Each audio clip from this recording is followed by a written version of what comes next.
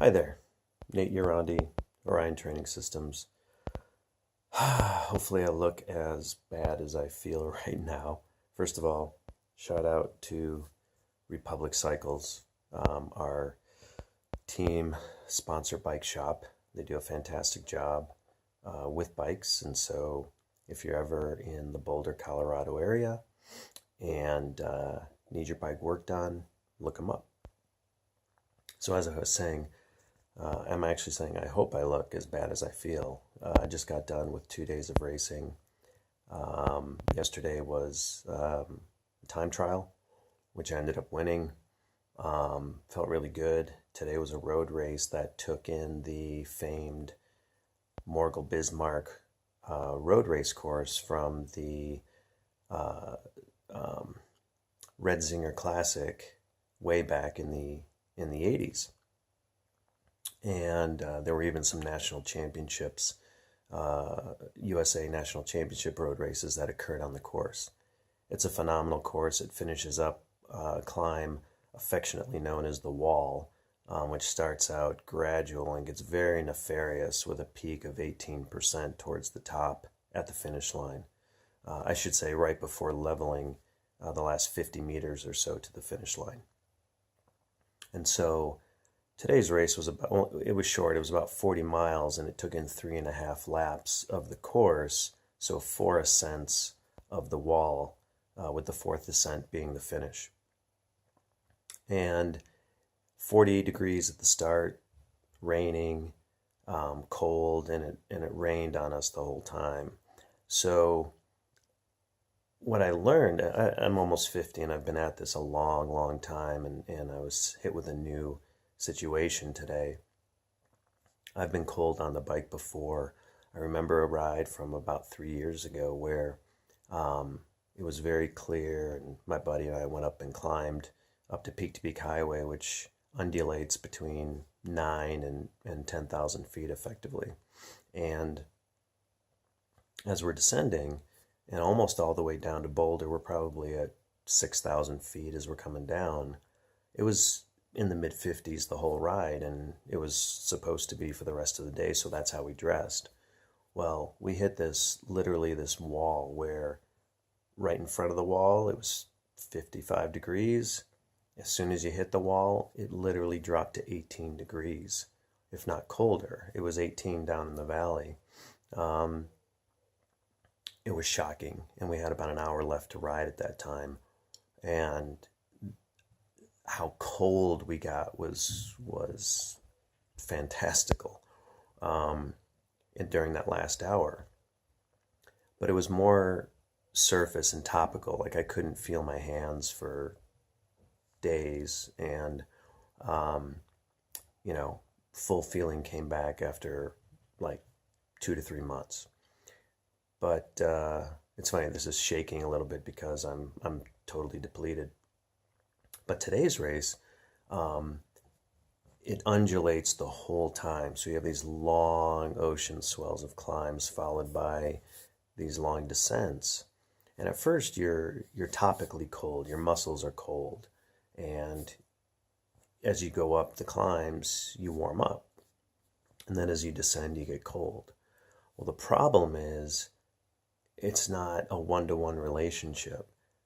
So as you descend, you're going too fast to pedal for pedaling to be effective. And so as you go down, your heart rate drops and your body starts to pull blood out of the working muscles into the core to protect the vital organs.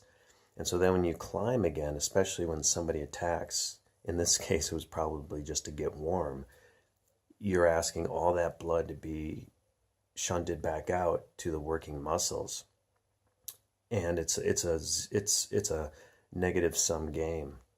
At first you can do that, but then with every subsequent climb and every subsequent lap, it gets harder and harder to be able to do that. Some very strong guys ended up popping off the back because their bodies were shutting down on them. And I got to the point where my heart rate was, mid L1, low L2, so in the 130s to low 140s on some of these climbs, but feeling like I was in the 170s to 180s, like I was breathing like I was asthmatic as Chris Froome.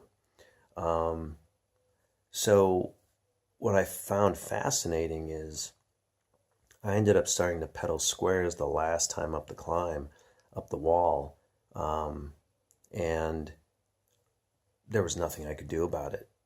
It wasn't a bonk, it wasn't dehydration, it wasn't overheating, it was the complete opposite of that. My body had gone into survival mode, and therefore it was shutting my extremities down to protect itself. And so I went from being in a position to challenge for second place. First place was far up the road, far enough up the road where there was nobody who was going to catch that guy. Michael Carter, former U.S. pro national champion, in case you recognize the name.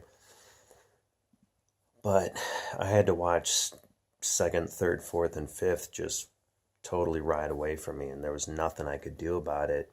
I mean, my it wasn't a lack of fitness; it was a complete my body just saying you're done because it's survival mode. So I got up to the top. I immediately turned around. I didn't waste any time, and I came back down the wall, and then went to my car. And that descent in flat probably took me 3 minutes to get to my car. Those 3 minutes were probably the most dangerous 3 minutes I've ever had in my life in terms of a physical exertion. I was shaking so hard, and my body was clamping down so hard that I thought I was going to crash my bike. So the whole ride home, I'm shaking. I had hoped to take off my cold clothes and put on some warm-ups to start getting warm. I couldn't do it. I couldn't manipulate anything.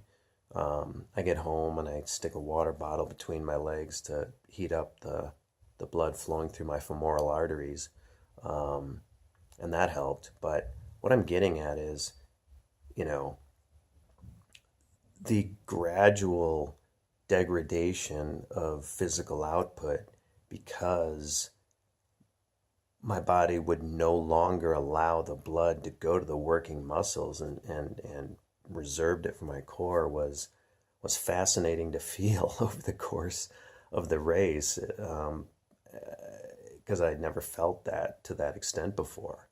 So be careful out there. You know, I tried to dress smartly but minimally, and you know, there's always the argument, are leg warmers actually doing you a disservice when they get wet because the water can't run off your legs? So I went without leg warmers. Maybe that would have made the difference. But in any case, keep that in mind for when you race in poor conditions. I've raced in just about everything, but being this wet and this cold for that long, when it's not a steady effort. If it were a steady effort, I would have been fine. But the fact that my heart rate's going, 150s, 160s, and then, 80 to 100, and then 150s, 160s, 80 to 100, that is what caused the issue. So it's not just about external climate conditions, it's also the course. Had this been a 40-mile flat road race, no problem. So the punchline here is just, when you look at race conditions, take it all into account. Not just the temperature, not just the climate, but that plus the course and the rigors of the course so that you can plan appropriately. I clearly missed something today, and it bit me in the ass big time. So this is going to take a while to recover from. I'm not going to be back to an interval session on Tuesday like I'd planned. It'll probably be Thursday. So in any case, hope this was insightful to a degree. Sometimes you're your best own guinea pig, and sometimes that's how the lessons are best learned. So as always, leave any comments you have below, and happy training.